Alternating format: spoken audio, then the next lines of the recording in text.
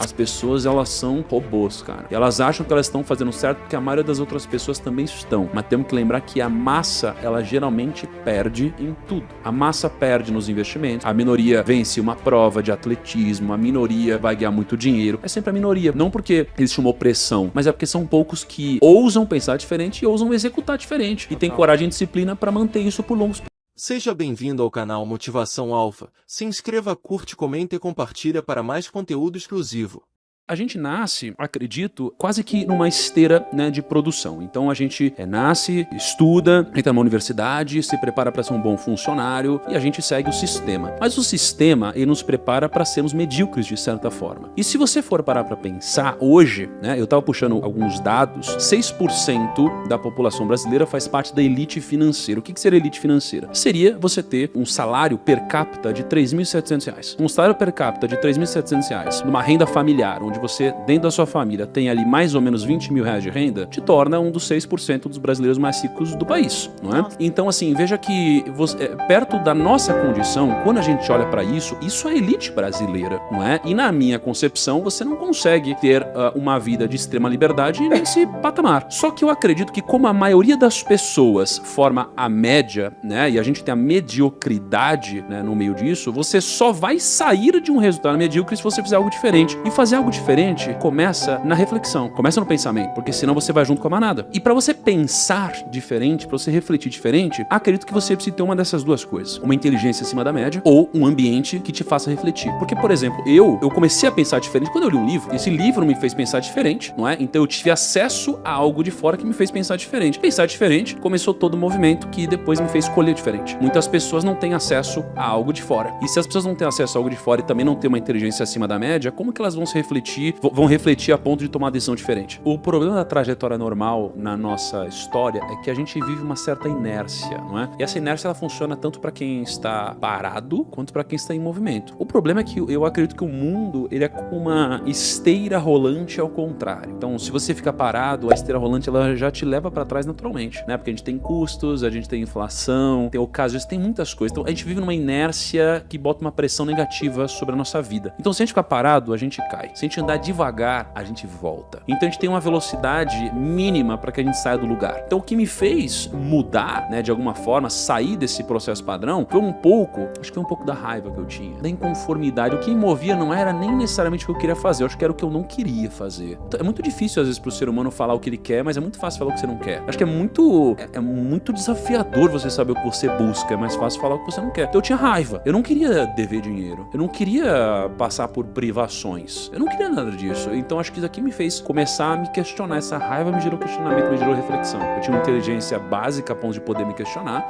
e essa reflexão foi me fazendo as perguntas corretas. A associação com pessoas também me tirou do prumo normal. Então, por exemplo, esse livro que eu li foi um livro por incentivo da Camila. Então, eu li esse livro por incentivo da Camila, descobri o que era equity. Eu li um livro que foi a Bíblia e descobri Deus. Eu li um livro de Simon Sinek lá atrás e comecei a pensar no meu propósito, que era o Comece pelo Porquê. Pai Rico, Pai Pobre foi uma coisa que me fez olhar para o dinheiro diferente, olhar para ativos e passivos. Então os livros, eles me fizeram essa reflexão, porque eu acho tão absurdo você olhar para algo tão poderoso como um livro, onde você tem alguém que às vezes passa 100 anos vivendo, registra tudo ali. A essência de tudo que ele viveu, de mais importante, ele registra num livro, e você pode acessar esse livro por R$39. E você não lê um livro desse. Isso aqui é um absurdo para mim, você não aproveitar uma oportunidade como essa. Então para mim os livros, eles mudaram a minha vida, mas o que de fato me tirou do prumo foi a raiva de onde eu tava. Eu acho que de uma certa forma, né, eu acho difícil alguém não se considerar sortudo dentre as possibilidades. Porque vamos supor que a pessoa nasça numa extrema pobreza. Poxa, cara, tem alguém que nasceu sem o braço, sem uma perna, sem uma mãe, sem um pai, tem tantas possibilidades que o simples fato de a gente ter uma boa saúde, estar são e às vezes não passar fome, eu sei que tem pessoas que passam, já é uma sorte. Sorte, ela tem a ver com, de fato, tem a ver com o nosso papo inicial de destino. É o destino, é o acaso que cabe a cada um de nós, assim, aquela parcela que não está no nosso alcance. O ponto é que eu acho que tem dois tipos de sorte. Eu acho que tem aquela sorte que simplesmente acontece e tem aquela sorte que tem a ver com você estar preparado naquela situação, né? Eu acho que pequenos momentos que as pessoas acreditam a sorte da minha vida vieram da minha preparação e do meu trabalho diligente e excessivo e que eu estava pronto para aproveitar de alguma forma. Então veio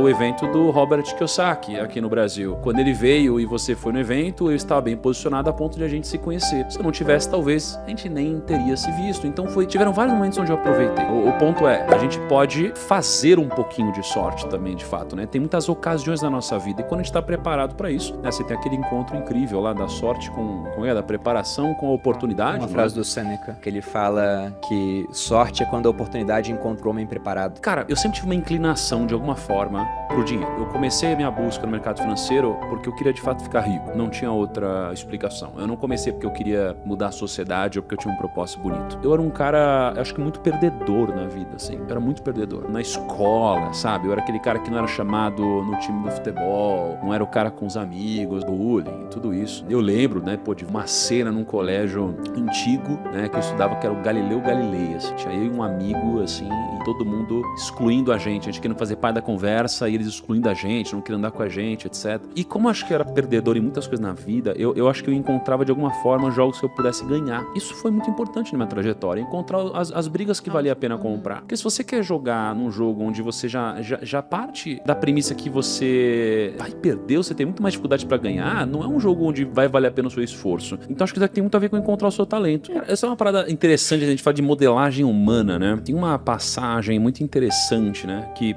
eles chamam isso de outro nome no passado, eles chamam isso de discipulado, discípulo, né? Eu tava em Israel agora há pouco e aí eu fui lá no Monte das Boas Aventuranças, que é onde Jesus faz um dos discursos mais impressionantes e importantes, biblicamente falando. E aí ele diz basicamente o seguinte, uma multidão para assisti-lo, e aí ele diz aos discípulos dele para que chegue mais perto. Então nesse momento ele faz uma separação entre discípulos e multidão. A multidão é quando você tá olhando para alguém. Você tá olhando para alguém, você tá, nossa, legal isso que essa pessoa faz, olha que bacana. O discípulo é quem chegou mais perto. O discípulo, ele se faz a pergunta certa. O discípulo, ele não fala assim, o que esse cara pode fazer por mim. Ele fala o que eu posso fazer para ser mais parecido com esse cara. Isso é a modelagem, de fato, né? É quando a gente pergunta, o que eu posso fazer para ser mais parecido com o Flávio Augusto, mais parecido com o Bruno, né? Com o Murilo, com a Malu e tal. Então, eu sou um cara nesse quesito muito camaleônico. Não sei se como uma falha ou como um talento, eu absorvo muito das pessoas, assim. Eu lembro que uma vez eu fui para Araraquara, em 3 dias eu saí de lá falando igual os caras, assim. Sabe? Falando igualzinho os caras, assim. Eu passo um tempo com alguém, eu começo a ser muito parecido com essa pessoa. E eu tive muitas fases. Pô, já modelei o Perini demais. Teve um momento também, Malu, onde eu peguei uma coisa de você. Então, eu acho que eu sou a consequência de várias modelagens de várias pessoas, assim. Nesse momento eu modelo Tolkien. Eu tô modelando Tolkien. Porque eu sou um cara que eu sou extremamente racional. Mas ainda não entendi de que forma eu tenho um lado meu onde eu acredito em magia, sabe? Uma coisa assim, eu tenho esse lado meu. Eu tenho deixado de se aflorar muito. E eu acho que, de certa forma, um pouco do que me trouxe até aqui foi esse pensamento um pouco mais lúdico das coisas, sabe? Quando a gente faz um desafio, um mapa mental. Então, nesse momento, eu tô me permitindo ser mais parecido com o Tolkien nesse sentido, sabe? De misturar um pouco dessa lógica com esse outro lado. Modelei um pouco Elon Musk recentemente. Ele me inspirou muito, cara. Ele mostrou que você não precisa pisar em ovos. E claro que você não vai ser amado por todos, mas você nem deve ser amado por todos. Então, ele chegou no Twitter, vou fazer isso, pá. Caraca, é isso mesmo. Eu peguei e comecei a não pisar mais em ovos, assim, em conversas. E foram conversas libertadoras que eu tive desde esse momento. E aí fica a reflexão pra você que está em casa sobre quem você está modelando, com quem você está convivendo e com quem você está... Aliás, quem você está modelando no final. Vamos completar coisas óbvias aqui. Não gastar mais do que você ganha, anotar os seus gastos antes de fazê-los, investir assim que entra o seu salário. Tem um controle financeiro. Tem um controle financeiro. Não comprar passivos, comprar ativos. O cara que ele quer comprar, por exemplo, um carro e ele tá endividado e o carro não é para trabalho, o carro é por luxo. Pô, o carro vai dar manutenção, vai ter PVA, etc. Tem gastos. Coisas que vão gerar gasto. Então, essas coisas muito óbvias, né? Assim, não ter conhecimento financeiro para escolher uma boa aplicação, um bom investimento, não ter uma metodologia de investimento consistente. Tudo isso que é óbvio que a gente deve saber, mas não é tão simples saber. Mas se você sair do óbvio, eu acho que eu falaria um negócio que a gente de alguma forma pincelou nesse episódio, que é o seguinte: é a falta de profundidade e coragem de refletir. Eu acho que esse é o principal. Eu li um livro recente, umas 3, 4 semanas, que eu achei muito interessante. Porque o nome do livro é Jesus e Sócrates, O Debate. Meu amigo, imagina um debate desse.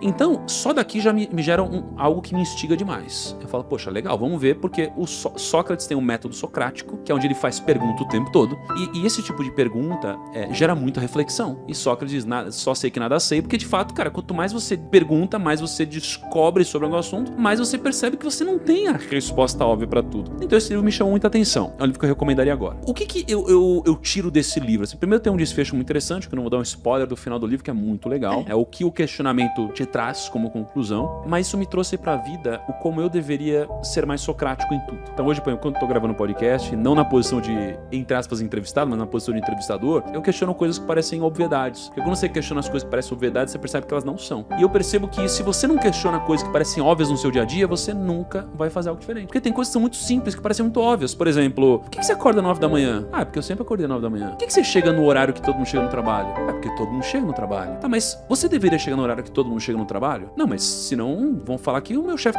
tá me explorando. Tá, mas ele tá te explorando, então significa que isso só seria um benefício pra ele você chegar mais cedo? Então, quando você começa a se questionar as coisas que parecem óbvias pra você começa a fazer coisas diferentes. E se você não começar a fazer coisas diferentes, você vai ter o resultado da maioria. Então, pra mim, o que as pessoas não fazem, e por isso elas continuam estagnadas ou no mesmo lugar que todas as outras, se questionar. Se questionar com construtivismo e com coragem. Então, pra mim, é isso que elas não fazem, elas não se questionam. As pessoas, elas são robôs, cara. E elas acham que elas estão fazendo certo porque a maioria das outras pessoas também estão. Mas temos que lembrar que a massa, ela geralmente perde em tudo. A massa perde nos investimentos, a minoria ganha. A minoria vence uma prova de atletismo, a minoria vai ganhar muito dinheiro. É sempre a minoria. Por quê? Não porque existe uma opressão, mas é porque são poucos que ousam pensar diferente e ousam executar diferente. E tem coragem e disciplina para manter isso por longos períodos.